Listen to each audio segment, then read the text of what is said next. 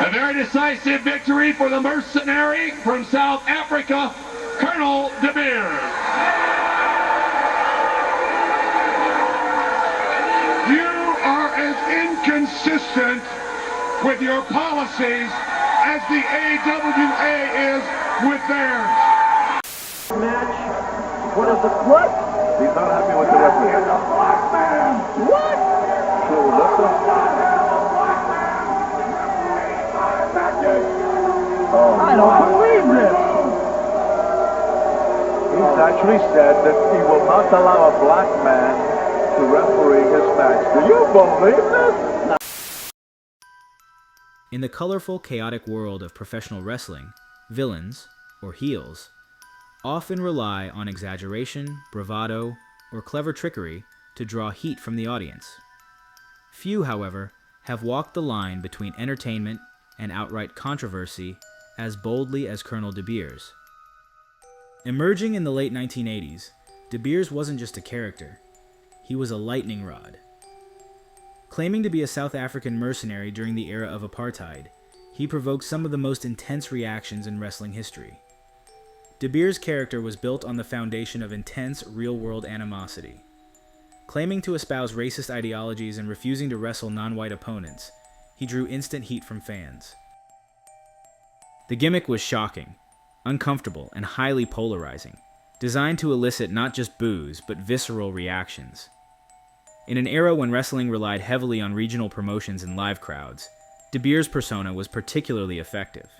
It blurred the line between stage performance and real-life prejudice, forcing audiences to confront the social tensions of the day.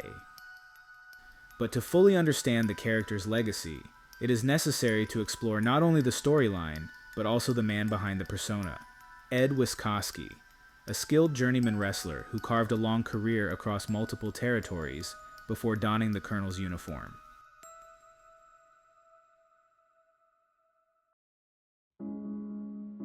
Born Edward Wiskoski on January 10, 1945 in Portland, Oregon, the future Colonel DeBeers began his journey as a football player. His athletic talent carried him to Northwest Missouri State University, where he excelled not only on the football field, but also in track and field. At 6'3" and 250 pounds, Wiskoski was a natural athlete, with the size and strength to compete at the highest levels. He earned all Missouri Intercollegiate Athletic Association honors in football, lettering in multiple sports, and ultimately graduating with a Bachelor of Science degree. While Wiskoski briefly attempted to pursue a career in the NFL, his real success was felt closer to home. His accomplishments as a multi-sport athlete made him a local star, and that reputation caught the eye of regional wrestling figures. Local promoter Goose Karras, who had long been a fixture in the Midwest wrestling scene, recognized Wiskoski's size, athleticism, and toughness as perfect ingredients for the professional ring.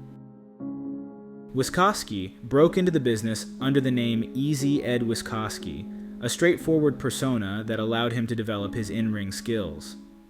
Reflecting on those early years, he admitted, "When I was wrestling as Easy Ed, I could work a bit if I had someone to lead me."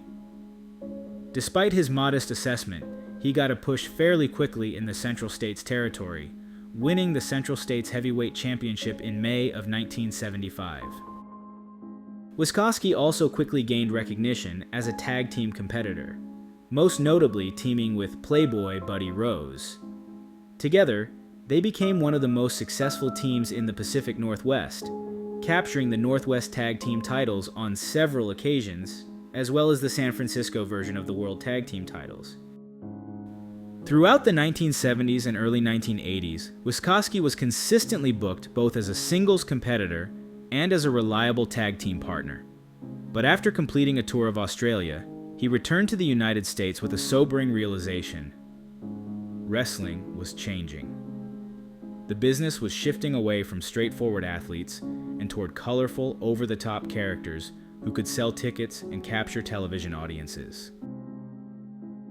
This turning point set the stage for Wiskoski's next major persona, one that pushed the envelope of wrestling theatrics into real-world controversy. Drawing inspiration from the headlines in Oregon during the early 1980s, Wiskoski adopted the cult leader character named Mega Maharishi.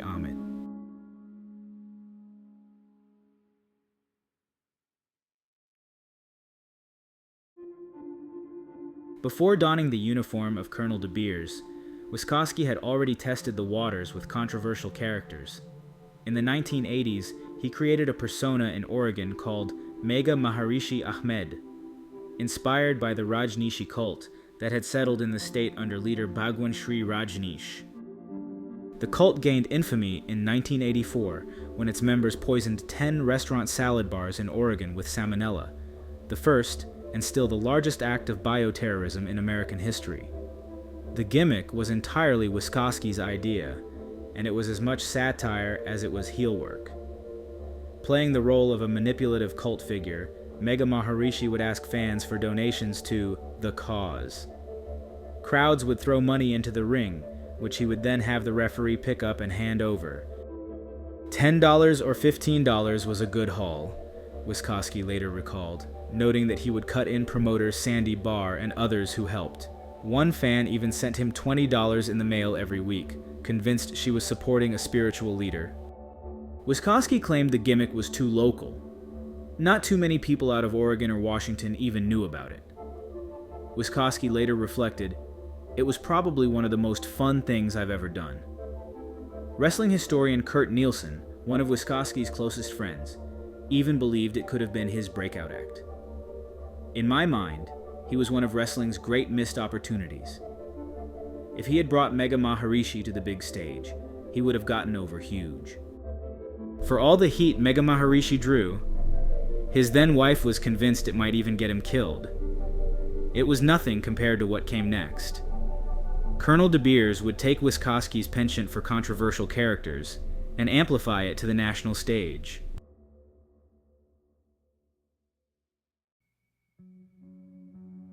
By the mid-1980s, the American Wrestling Association, AWA, was nearing its end. Struggling to compete with the WWF's national expansion and WCW's resources, the AWA increasingly relied on bold, even desperate gimmicks to attract attention. It was in this environment that Ed Wiskoski adopted the persona that would define his career, Colonel DeBeers. Introduced during the height of apartheid in South Africa, DeBeers was billed as a white South African mercenary who openly expressed racist ideologies. He would refuse to wrestle black opponents, sneer at diverse audiences, and cut promos laced with supremacist rhetoric. In an industry built on fan reaction, the character was nuclear heat. The Colonel was billed as hailing from South Africa, though Wiskoski never attempted an accent.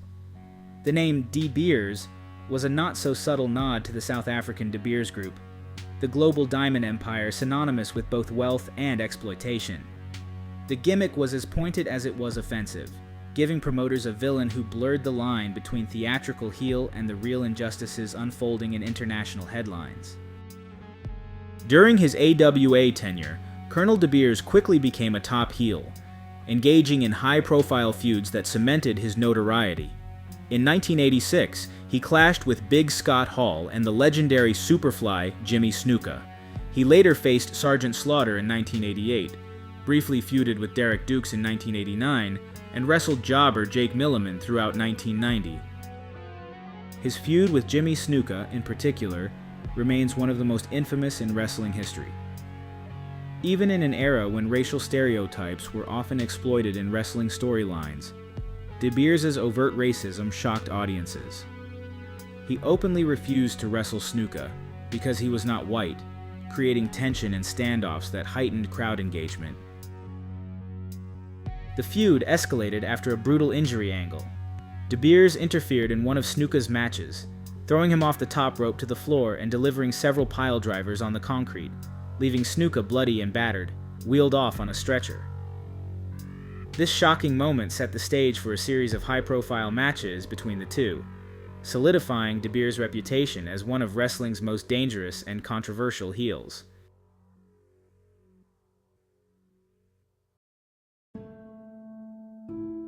After his AWA run, DeBeers appeared in Herb Abrams' UWF, where his penchant for controversial, racially charged storylines continued. In one notable incident, he became involved in conflict with referee Larry Sampson, an African-American official. Following a match, DeBeers attempted to attack Sampson before Iceman Parsons intervened, sparking a short feud between Parsons and DeBeers. The controversy escalated further when DeBeers demanded that Sampson be replaced as referee before a match with Billy Jack Haynes, stating bluntly, "I will not have a black man refereeing my matches." Ed Wiskoski himself was quite different in private. He spoke his mind freely, laughed often, and had little patience for pretense.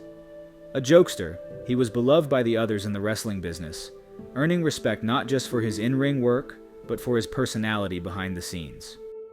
On January 29, 2005, DeBeers wrestled his last match at Wrestle Reunion, teaming with his former tag partner, Buddy Rose and Bob Orton Jr., as they lost to Roddy Piper, Jimmy Snuka, and Jimmy Valiant in Tampa Bay.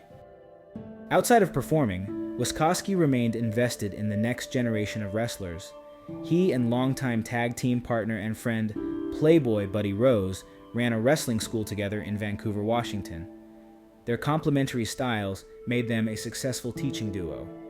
Rose brought flamboyance, while Wiskoski, known as Easy Ed, contributed a laid-back, approachable style that emphasized fundamentals and psychology. Colonel DeBeers remains one of wrestling's most controversial characters. On one hand, he exemplified the power of a heel to manipulate audience emotions, turning real-world anger into a theatrical spectacle. On the other hand, the character forces modern audiences to grapple with the ethical boundaries of wrestling storytelling. Was it appropriate to use apartheid as a gimmick? Did the character help expose the cruelty of racism, or did it risk trivializing it for entertainment's sake? For Ed Wiskoski, the role of Colonel DeBeers became both a blessing and a curse.